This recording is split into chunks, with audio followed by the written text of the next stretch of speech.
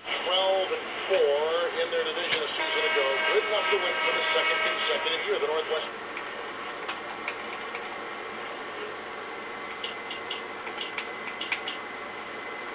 division. Yeah, and the year before that, Kevin, they had the same record as well, so it seems like they know what it takes to handle that Northwest. Here is Lawson.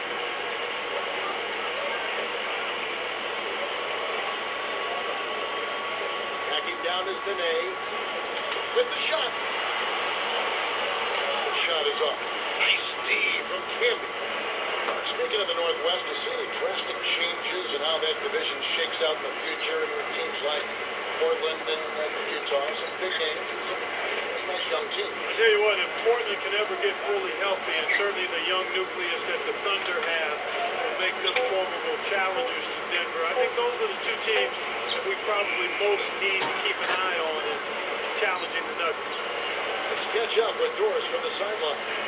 Hey, Kevin, when George Karl and I were able to chat a moment ago, I asked him about his game plan, and he told me he trusts his team on the offensive side. He said playing with patience and looking for the open man are what we do best. And if they can keep their cool, move the basketball around, they should be just fine, Kevin. Doris, thank you. Clark, is there anything that can really be done about shooting once the game begins?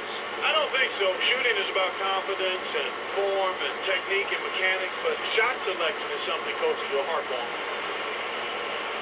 And he knocks down the first one.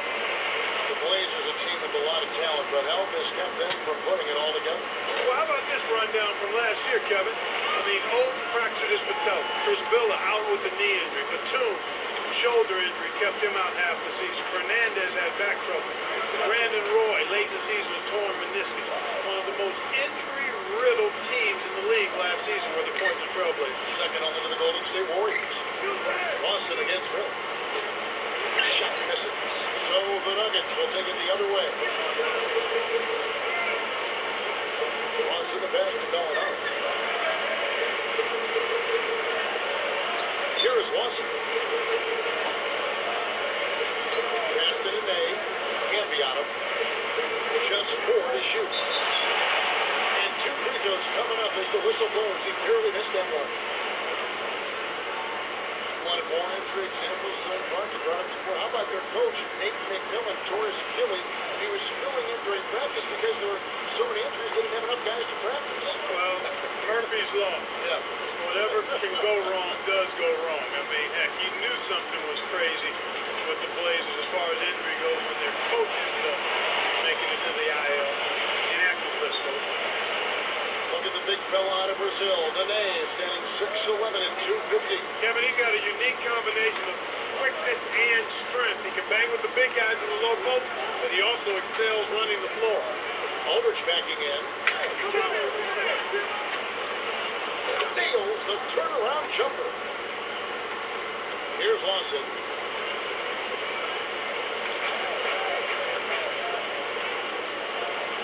And here's Gallinari. Ball is covering. Martin picks it up. And he lays that one up and in. Martin's got his first points in this one. For Clark, 2 consecutive seasons now. Dene's production has dipped in the playoffs, both in scoring and rebounding. And as a result, the critics are starting to fumble that Dene shrinks in the spotlight rather than shining in it. We'll see if he can change that thinking. Aldridge, he's against Martin. Goes up. LaMarcus Aldridge again. Aldridge has got his second bucket. What a nice move down there. With his excellent post game, he makes scoring look so easy and close. Gallinari kicks to the net.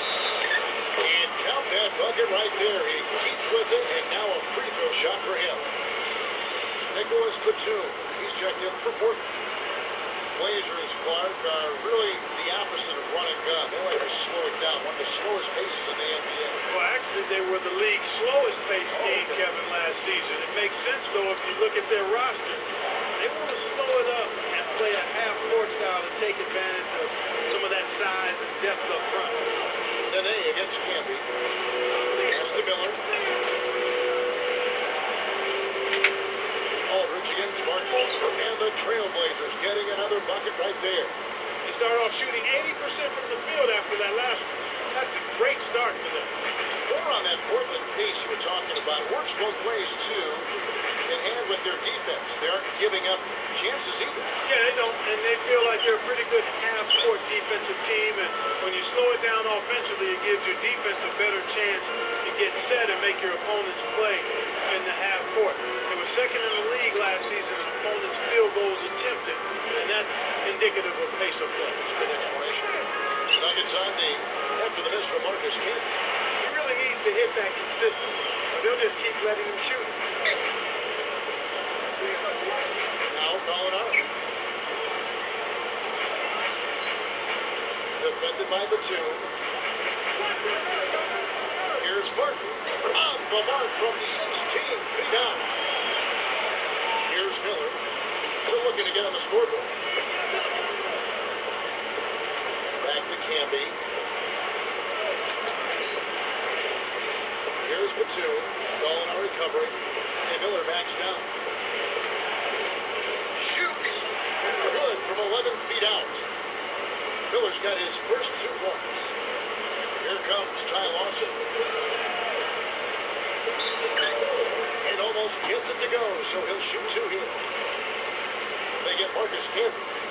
Ty Lawson slipped to 18 in last year's draft due to concerns about his size and his often sprained ankle. But what a steal for Denver. Boy, you're exactly right there, Kevin. I mean, after his dominant play in leading Carolina to a championship, it's hard to believe that he fell through the cracks, but he's proven to be a terrific point guard prospect. Here's what Denver's going with right now. Anderson comes in for Nene. And Wilson Chandler subbed in for Kenyon Martin. The Trailblazers making a switch here. And here are the Trailblazers. They trail by 1. A foul called, and he earns a trip to the line. Back on lots of people in Denver just rave about him. The coaches talk about how his